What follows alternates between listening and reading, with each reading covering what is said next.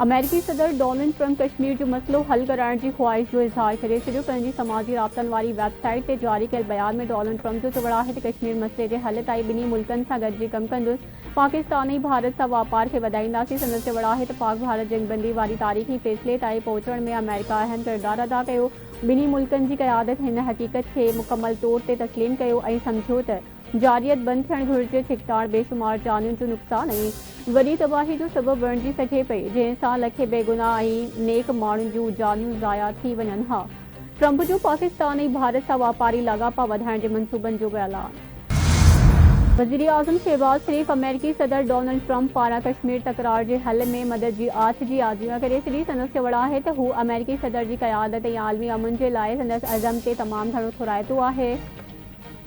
हू Donald Trump जी आछ खे ॾखण एशिया में जुटादार अमन लाइ अहम सम्झे थो। पाकिस्तान पारां कश्मीर मसइले जे हल लाइ अमेरिकी सदर जी मदद वारी आछ जी आज़िया। पाकिस्तान जो शुरू खां मौक़िफ़ आहे त कश्मीर मसइलो UN ठहराउनि मूजिबि हल थियणु घुरिजे। कश्मीरियुनि खे ख़ुदमुख्तियारी वारो हक़ ॾियणु लाज़मी आहे। पाकिस्तान पंहिंजे वाइदे ते क़ाइमु ऐं जंगबंदी जी का बि भञकिड़ी नाहे कई। परॾेही खाते जे तर्जुमान शफ़क़त अली ख़ान भारती परॾेही सेक्रेटरी जी जंगबंदी ख़िलाफ़ भञकिड़ी जे इल्ज़ामनि खे रद्द करे छॾियो। संदसि चवणु आहे त पाकिस्तान पंहिंजे वाइदे ते क़ाइमु आहे, का बि भञकिड़ी नाहे कई। पाक भारत विच में जंगबंदी ते पाकिस्तान दयानतदारी सां आलम दारामद लाइ जहिड़े तरीक़े सां ऐलान कयो, अहिड़ी तरह सां बदस्तूर पुरज़म आहे। भारत पारां केतिरनि इलाइक़नि में जंगबंदी जी भञकिड़ी बावजूदि पाक फ़ौज सूरतहाल खे ज़िम्मेवारी ऐं सब्र सां संभाले रही आहे। चीन बि पाक भारत छिकताड़ घटाइण लाइ सरगर्म। चीन जे परॾेही वज़ीर जो नायब वज़ीर आज़म इसहाक़ डार सां टेलीफ़ोन ते राब्तो। पाक भारत तकरार खां पोइ वारी सूरतहाल ते ॻाल्हियूं। चीनी परॾेही वज़ीर वांग यी जो चवणु आहे त पाकिस्तान ऐं भारत विच में जंगबंदी जी कोशिशुनि जी हिमायत करियूं था। चीन खे ॿिन्ही पाड़ेसरी मुल्कनि विच में छिकताड़ ते सख़्त ॻणती आहे। चीनी परॾेही वज़ीर जो भारतीय क़ौमी सलामती बाबति सलाहकार अजीत सां बि टेलीफ़ोन ते राब्तो। संदसि चवणु आहे त उमीद करियूं था त दूरियूं पुरअमन रहंदी, सूरतहाल वधीक ख़राब थियण न ॾींदियूं। चीन भारत ऐं पाकिस्तान जी जंगबंदी बाबति कोशिशुनि जी हिमायत करे थो। गॾियल क़ौमुनि जे जनरल सेक्रेटरी एंटोनियो गुटेरेस जो पाक भारत जंगबंदी ते भलीकार। एंटोनियो गुटेरेस चयो आहे त जंगबंदी सां ख़िते में अमन ऐं इस्तेहकाम खे हथी मिलंदी। गॾियल क़ौमूं ख़िते में अमन ऐं इस्तेहकाम लाइ पंहिंजो किरदारु अदा कंदियूं रहंदियूं।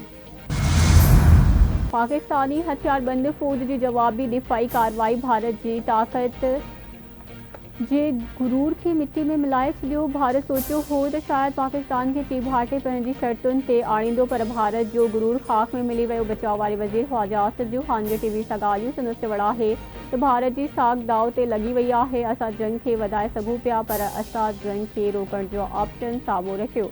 जेकॾहिं ॻाल्हियूं जारी रहियूं त पोइ रस्ता ज़रूरु निकिरंदा। पाकिस्तान ऐं भारत विच में ॻाल्हियुनि दौरान सिमतास मुआहिदो, कश्मीर ऐं दहशतगर्दी जा मामला गौर हेठि आंदा वेंदा। बरतानिया में मुक़रर पाकिस्तानी हाई कमिश्नर मोहम्मद फैसल चयो आहे त ख़िते में अमन लाइ कश्मीर जो मसइलो हल थियणु घुरिजे। उमीद आहे त पाक भारत जंगबंदी डिघे वक़्त लाइ हूंदी। पाक भारत जंगबंदी लाइ अमेरिका बहितरीन किरदारु अदा कयो। संदसि चवणु आहे त पहलगाम वाक़े में मुलविस जवाबदारनि खे सज़ा ॾिनी वञे। ईअं नथो थी सघे जो तव्हां पाण जज थियो, फ़ैसिला करे पोइ वरी बमबारी शुरू करियो। जेकॾहिं भारत आलमी क़ानूननि जो एहतराम करे त मसइला हल थी सघनि था। पाकिस्तान दिफ़ाई सिफ़ारतकारी ऐं आलमी मीडिया में पज़ीराई हासिल कई। दोस्त मुल्कनि जो बि पाकिस्तान जी अवाम सां भरपूर सहकार रहियो। दुनिया पाकिस्तान जे आलमी फ़िज़ाई दिफ़ाई सलाहियतुनि जी तारीफ़ करे रही आहे।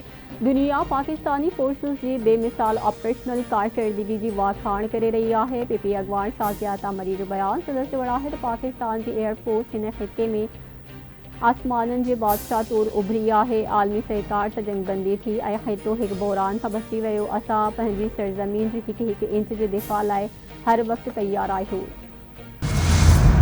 जंगी जुनून में मुब्तला भारत जो गुरूर मिटी में मिली वियो। पाक फ़ौज दुश्मन खे सबक़ सेखारियो। पाक फ़िज़ाइया भारत जा राफ़ेल जहाज़ किराया अलासाई पाकिस्तान जे हथियारबंद फ़ौज ऐं अवाम खे सुरख़ुरू कयो। शाहीननि दुश्मननि जे ठिकाणनि खे तबाह कयो। पंजाब जी इत्तलात वारी वज़ीर उज़्मा बुखारी जी लाहौर में प्रेस कॉन्फ्रेंस। संदसि चवणु आहे त जंग नथा चाहियो, पाकिस्तान पुरअमन मुल्क आहे। भारत खे तारीख़ी शिकस्त ॾियण खां पोइ सॼे मुल्क में शुक्राने जो ॾिहाड़ो मल्हायो पियो वञे। बदे मिठी कशमोर, कंदकोस, सामारो, भान, सईदाबाद, कंबर, नसीराबाद, जाफराबाद, ओस्टा, मोहम्मद गाजी, खावड़, मियां साहब, दहर की टंडो मस्ती खरड़ी मोहब्बत गढ़ी खैरू अबन शेरन में रैलियों कश्मीर में रैली कढ़ी पाक फौज आए के जो इजहार अगवाड़न जो बड़ा है तो भारत जिद करे जंग करण चाहे पयो पाकिस्तान की जवाबी कार्रवाई सबब जंग बंदी थी है असांखे पाक फौज से फखर है। नगर पार्कर में पाक फौज का इजहारी यकजहती तो हिंदू बिरादरी पारा रैली कढ़ी वही शेरन बस स्टॉप था रामा पीर मंदिर ताई रैली कढ़ी पाक फौज जिंदाबाद जो नारा हया हिंदू बिरादरी के अगवाड़न जो चवड़ा है तो असां सब पाकिस्तानी मुतहद आहियूं ऐं अवन चाहियूं था जेकॾहिं जंग मढ़ी वई तो मुंह तोड़ जवाब ॾींदासीं पाकिस्तान की बहादुर फौज से फख्र महसूस करियूं था।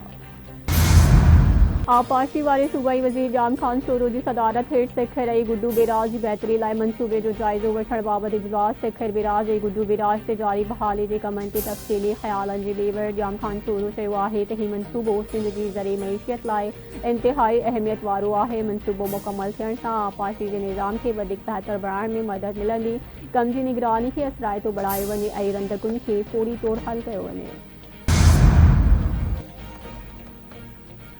छठे वेझो क़ौमी शाहराह ते कार तेज़ रफ़्तारी सबब कल्टे एक जड़ो फोत ब ज़ख़्मी घारो मुख क़ौमी शाहराह ते तेज़ रफ़्तार कार कल्टे थी पई हादसे में एक जड़ो फोत ऐं खारा दरवासी ब ॼणा सख़्त ज़ख़्मी रेस्क्यू टीम पहुंची फोती जी मड़ ऐं ज़ख़्मियुनि खे अस्पताल मुंतक़िल कयो।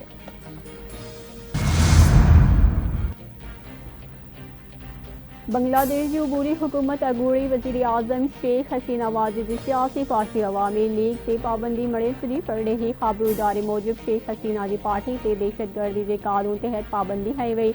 अवामी लीग जूं सरगर्मियों केस की बुधड़ी मुकम्मल थियण ताईं मौजूद रहंदियूं।